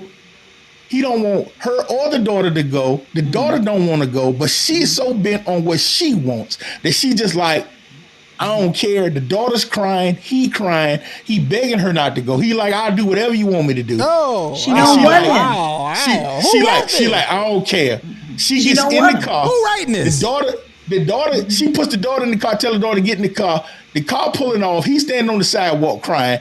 And the daughter is reaching back. She grabbed the daughter, like, turn around. She ain't shedding a tear. She just cold. She ready to go. See, here's the whole thing. Y'all. See, ladies, what that used to be called when men would do that, that's called a midlife crisis. You've hit a bump in the road in your growth and your hormonal, your body's changing, life is changing, and you're in a crisis. So what men would do is wrongfully go get a side chick or a girlfriend or go buy a sports car or go do something dumb with his money.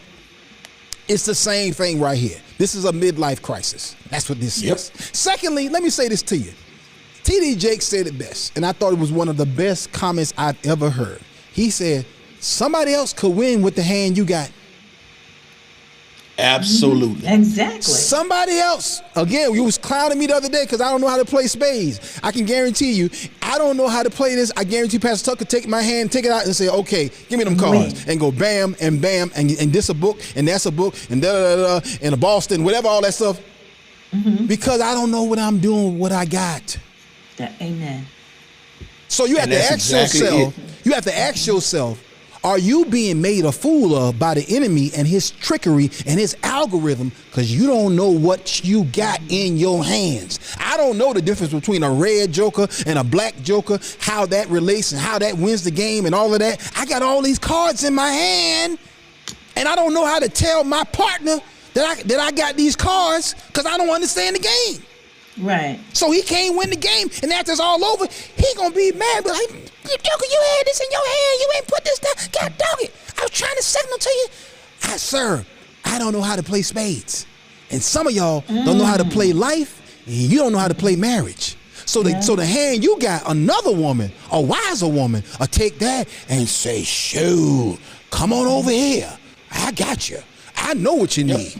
Oh, sweetheart, you ain't got to worry about that right here. I'm going to work that. Don't fall for the okie doke. Don't blow up your life, your marriage. Careful. And that's why you got to be careful who validating your feelings, because some of the first ones that's validating those feelings been sitting in the cut waiting for you to make that dumb move. What? Because they'll be the very one sliding right in. Slide right on in there. You call back to the house and she answered the phone. Oh, yeah, I just came by to drop something off. Okay, Kimberly Morgan said that's where Neil Long's character came in. I'm about to read some of y'all comments because y'all don't find these comments. Kimberly Morgan said that's where Neil Long's character came into play. Again, I haven't seen that. So what is that? What was that situation? Neil Long was sitting in the cut the whole time and waiting Yep. waiting That's for her been to his mess best up. friend. What? Yeah. And then they got together? It eventually she didn't get with him because Harp said he still needed to work some stuff out, and Nia said she couldn't wait for him. That's how they left it. That's how they left it, but they kind of alluded to the fact that. But you could tell they still was trying to go there. Oh yeah. Somebody else waiting on the sideline, ready to take them pants off and go in the game. Pop. That's And it. see, and this whole situation is very real. And like I tell you, we see this happen all the time. I was telling you the other day. We see Emmitt Smith play for the Cowboys. Him and his wife got divorced a few years ago. Hold on, Pastor. I'm sorry.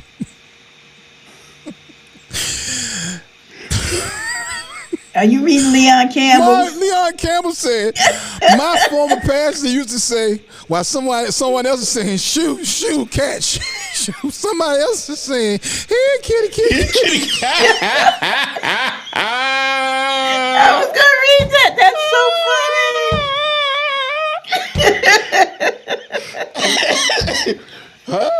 That is funny.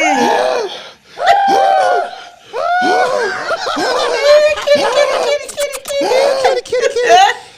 Shoot, Kate. Shoot. Come here. Shoot, baby. Come here. Shoot. Kitty. That's the truth. Oh my God! You ain't saying get, shoot.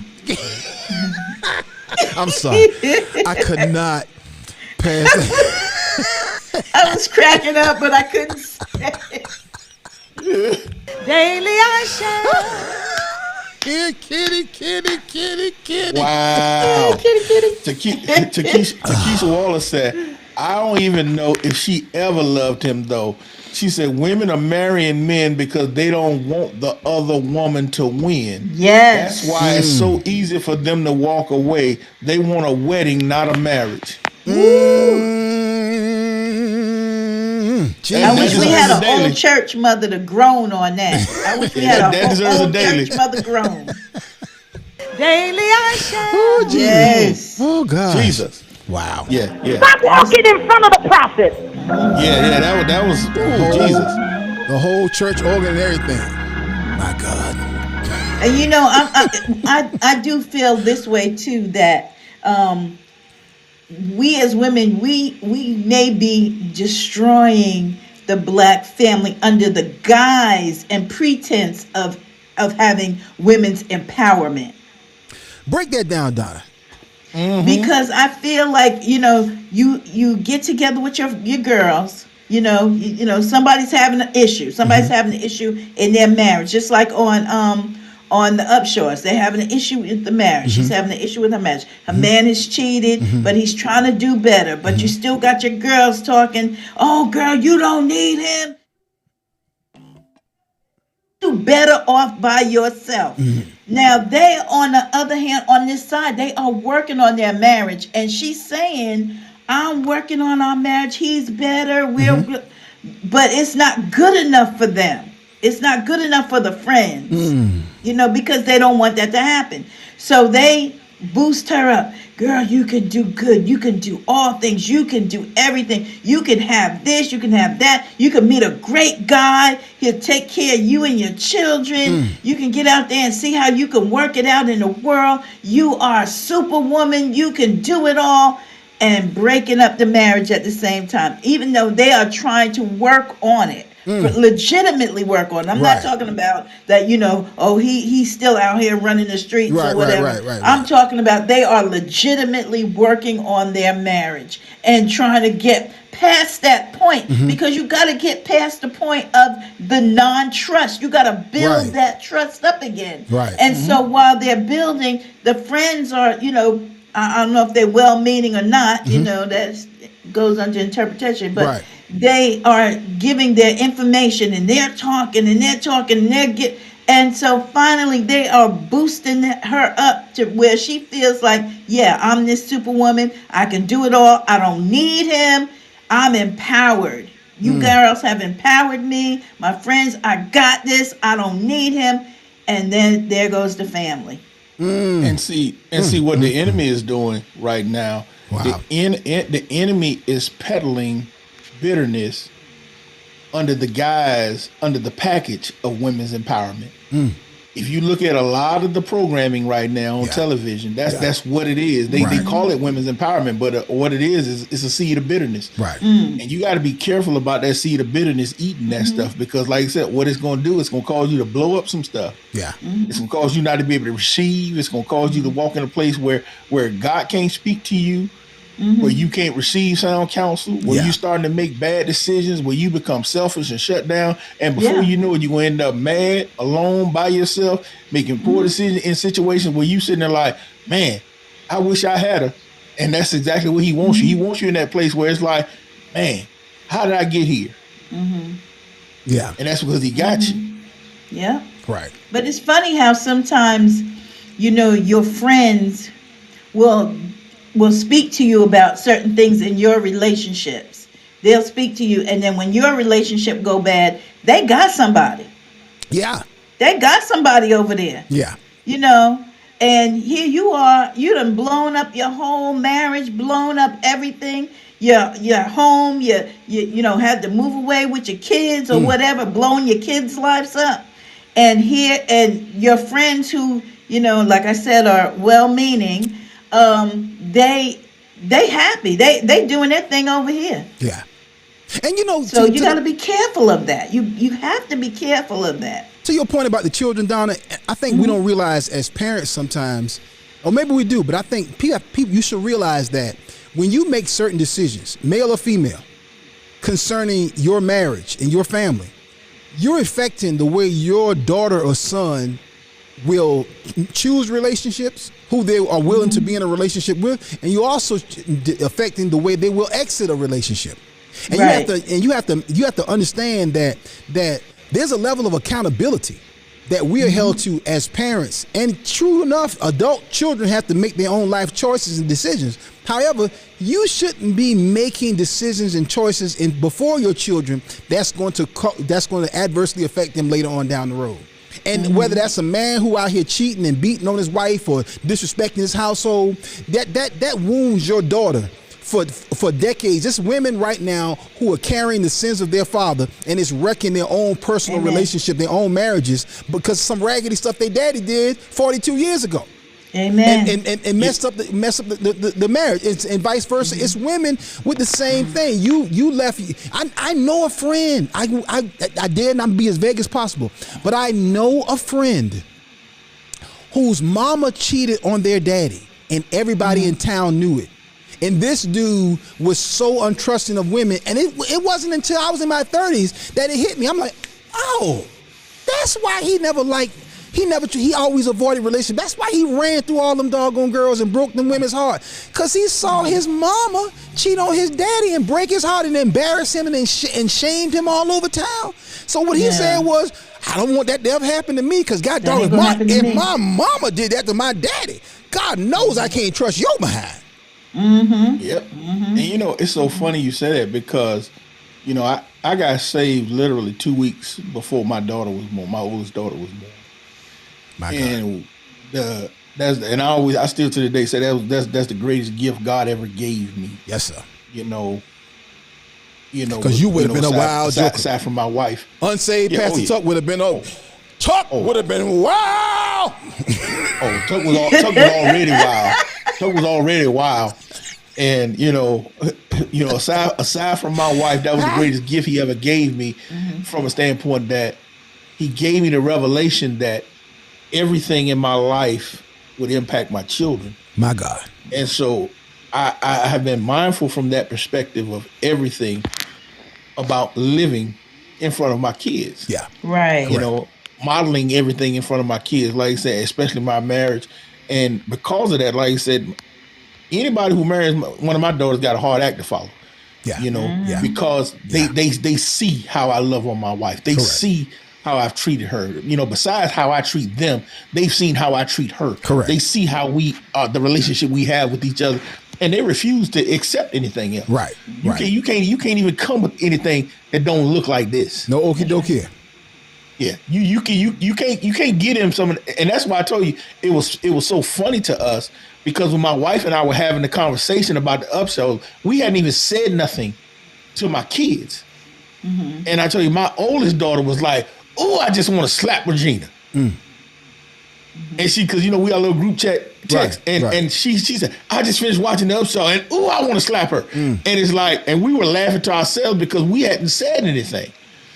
And so then the next day, Courtney finished watching, and Courtney was like, "Oh, I am so mad. I just want to fight. Oh, she just make me mad. Oh," and it's like, and we were just hilariously laughing, and we called them and had a group conversation about it, and it was just funny because at their age, they see these things, and I'm like, how many grown women out here don't see this? Exactly. Lots. Exactly.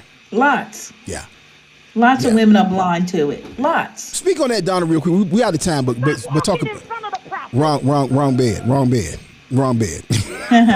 But speak on that for a minute, Donna.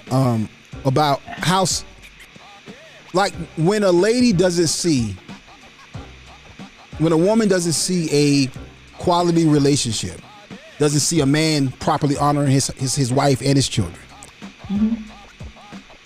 Give a little context on how that may affect her in her own relationships, in her own life choices. Because she's more than likely going to choose what she has seen, what she has what she has seen out there, good or bad. She's going to choose what she's seen, what she's familiar with, what she's comfortable with. That's what she's going to choose. And when she hasn't seen anything, when she hasn't seen enough, then she has to make it up in her mind through the vices of social media, through television, through movies, music, and music. And that goes in the mind, and that starts building on each other, and that's what she chooses from. And to your point, that's my biggest concern. That's why people might feel like, oh, I'm not being self-righteous. I ain't soapboxing. I'm saying when I see our daughters consuming this Glorilla and Megan Thee Stallion and City Girls type culture and mindset, and when I see these TV shows that have all of this ignorance and have all of this debauchery and show women in such a negative light in many ways, it really grieves me. It grieves my spirit. Because I know that's not what these young ladies need to see. I know these are good women. These are good young daughters. These are good young girls. These are good older women. They just never saw it done right. And my heart goes out. So I'm like, dang, somebody messed you up. Either your daddy messed you up or some dude, boyfriend, first husband, whatever, treated you in such a way that they never should have. And it has jaded you and caused you problems that may take the rest of your life to work out. But if you go ahead, I'm sorry. I was going to say, even going with male family members. You know, what she's grown up with, that male family members. That also plays a big role into how a woman is going to choose what's for her. Oh boy. Yo, we are totally out of time. I got a couple of shout outs I got to give. And then I am going to do the Kingdom Business shout out today. I'm going to do the Kingdom Business shout out today. So hold on for that. Couple of shout outs I got to do. First of all, let me give a huge big shout out to my mother in love, Miss Elaine. I'm sorry. I said the whole name. Yeah. E. See? E. Mitchell. That's what I rebuke him, Ma. I rebuke him. I'm sorry. I'm sorry. It just came out, but I want to shout out because she sent a gift back with UNISA. So y'all, I now have my first man bag. He don't deserve it. I have a man bag now. Also known as a Merce. And this one, no, it's not called a Merce. It's called a man bag. Stop it. Stop you right there. Stop you right there. It's a Merce. Stop it right there. You know it's a Merce. Hey, I carry a pistol in mine. It ain't no Merce. Tristan, go get. Well, you got a pistol in your Merce. Go get my man bag. I carry a pistol in my man bag. Mine is a one strap. It's a one strap backpack. Is what it is. I can tell you what. I can tell you what. I can say you could carry you a nice little concealed weapon in that bad boy. Oh, I trust Just man, like, I do. hey, just like the Scottish Might be over people there. say those skirts they wear, they just no, call them kilts. no, they say they still a skirt, No, but they mine just is a call it by a mine is a different backpack name. with one strap. That's all. They call it a different name. It's It might still be in the the studio with same Donnie. thing. No, a purse has handles on it. I have a backpack with one strap on it. A purse has handles on it. No, It's still, not doing that. We have purses with just one strap. Nope. All right, I got to do another You shout don't have out. no purse look nothing like what I got. Shout out I don't know to what I'm carrying. it's a nice small A man merce. bag. It's not that big, because I wouldn't carry nothing too big. Let me tell you something. Y'all know You got me. the Silk backpack skirt, style, or same you got difference. the backpack style, or you got the messenger bag. What's the messenger bag? Is that the side joint? Yeah, the the one kind you of pull over your shoulder like go and go right. It kind of look like a briefcase with a strap, Yeah, it's like an attaché with a strap. It's similar to that, but it's much smaller in size. It's like it's big enough for a wallet or a pistol or a phone and some I don't know. chapstick. Now she might got you. You might got a purse, Doc. Like I said, you might got a purse. See, No. you might got a purse. No. But what I got is a backpack. No. What I got is a backpack. What's it? Wait a minute. It just got one See? strap Then on why it. not See? call it a backpack if it's a backpack, Pastor? Why you call it a man bag? Just call it a backpack. Cause most men carry these. Like I said, this is a backpack. Hey Tristan, go in there. Kilt, Go in the studio with skirt. Donna. Look in the studio with Donna. I'm gonna show you what it is. I like it. Cause I never had one, and a lot of the ones go in the studio with Donna. I was trying to avoid disturbing Oh, Donna in the and studio. it's in here with me. It might be in there, but look, Is it this one? let me see. Yeah, that's it. That's it, Dollar.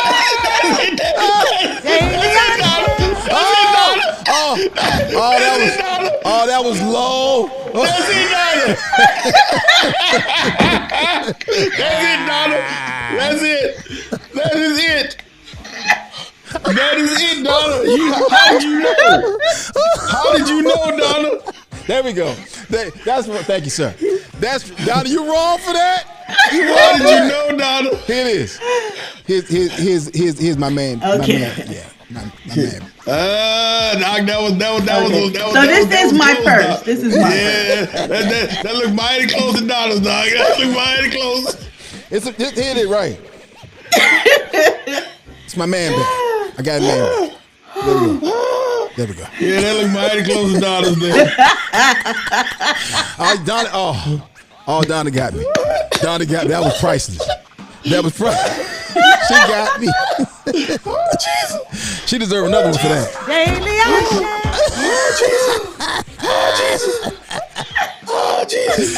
Another shout out. I gotta give another shout out. I gotta give a special shout out to Sherry Shepherd, Kev on Stage, Christy Show, and John Murray, all comedians who do it clean. John Murray, of course, is a media professional personality who is now the executive producer of Sherry Shepherd's new talk show. They all won NAACP Image Awards this weekend. Oh, wow. Kev on Stage won. Christy Show was nominated, to be clear. But they all did great. These are all folks that, we worked with before. Great comedians. And of course, like I said, John is a producer on Sherry, the executive producer, not just a producer. He's the executive producer on Sherry Shepherd's show.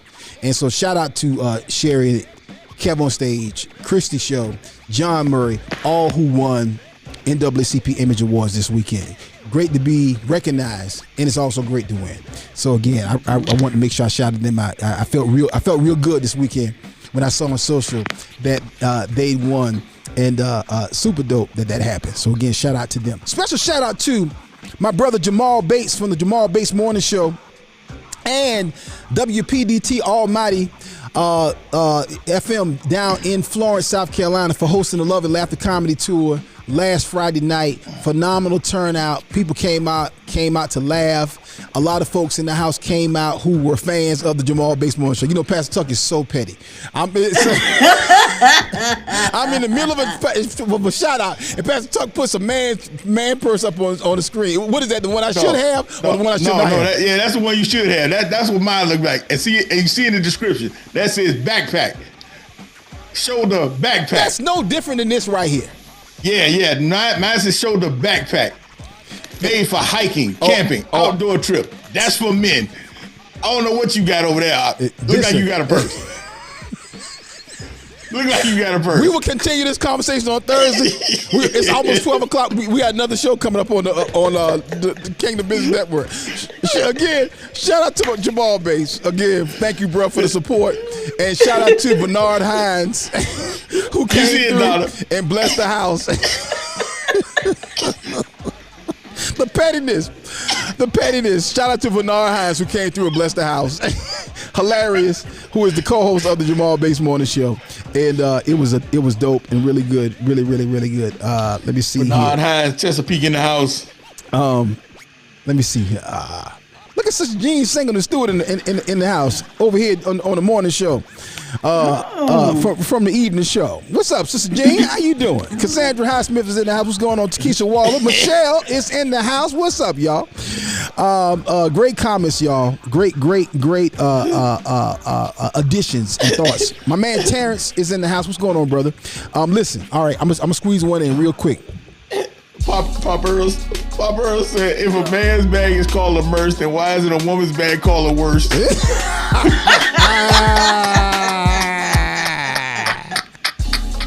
It's time for your Kingdom Business shout out of the day. It was 11:54. We got to get up out of here.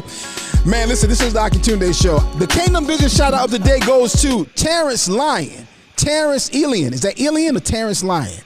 Like lion in the jungle, or is that Terrence Elian? Excuse me, brother. No offense if I made a mistake there. Terrence is a writer. He is an entrepreneur, poet, ambassador of eternal concepts through Wheel within a Wheel ministry. My passion is for Kingdom Marketplace. My heart is for revealing the era of the world's culture. Come on, say that. I got to read this out loud. My passion is for Kingdom Marketplace. My heart is for revealing the era of the world's cultural / capitalist and gaining territory for the kingdom. Come on now. Owner at Elian Kilbrew Logistics LLC. All right, that's Terrence Elian. I think I'm saying it right. Hopefully I am. He is our Kingdom Business shout out of the day. I totally messed it up the way we normally do the Kingdom Business shout out, but we are almost out of time. Pastor Tuck took up some of your Kingdom Business shout out time, Elian. Brother Terrence. That's right. I followed him anyhow. Mother E, that's Pastor Tuck talking about your bag you gave me. I'm wearing it right now on camera. No. Mother E, he took Eunice's purse. I'm not gonna let you talk about my gift. My gift is amazing. I'm enjoying it. I'm rocking it. Hey family, we about to get up out of here. We'll be right back here Thursday. And Dollar had one just like it. We'll be back Thursday. We're gonna talk about the men's side. It's some brothers blowing up your relationship. You leaving out your marriage, dipping out, and saying it's over. You leaving for going out for BBLs and better this, better that, younger this, younger that, and foolishness, dumb stuff, foolishness, dumb that, foolishness. Mm-hmm. Yeah, in the words of Nelson from The Simpsons, this is what the devil doing. That's what the devil doing. When you do dumb stuff, when you walk out on your marriage, your relationship over some ignorant stuff, the devil like, go ahead. Gonna get played. Mm-hmm. Family, we got to get up out of here. This is Akintunde Show, and we are late. We are late, but it's good. It's good. Hope this conversation blessed you. If it made you mad, probably should have. All right, we love y'all. We appreciate y'all. Jason is off. Jason is in a conference today, y'all. He's in a conference, a ministry conference today. So y'all pray for Jason. He is doing his thing, growing. And Jason carries a backpack like mine. I bought it for him. I ain't want him to get caught by the okey doke. Here's what y'all gotta understand. As broad as Pastor Tuck's shoulders is, his Merce backpack look just like this one. All No, right. I don't. I showed y'all a picture of mine. Mine looks like a backpack. right, Jason fam. does as well. We up out of here. Tory Free, thank you. Thank you, Tory Free. I saw your comment. I like the blue. Thank you, Tory Free. Amen. Donna is killing it, y'all. Great producing, Donna. Great topic. Great conversation. We Great love y'all. topic, Pastor Tuck. That was Hey, great. I get producer credits on this one as well. Oh, Now. yep. Mm-hmm. Hey, I get co-producer credits on this one as well. There Now. we go. There we go. Give me my producer credits. Man, we'll be right back here. Coming up Thursday. Same, we're going to continue the conversation. We're going to talk about the men's side. I'm going to let Pastor Tuck produce that.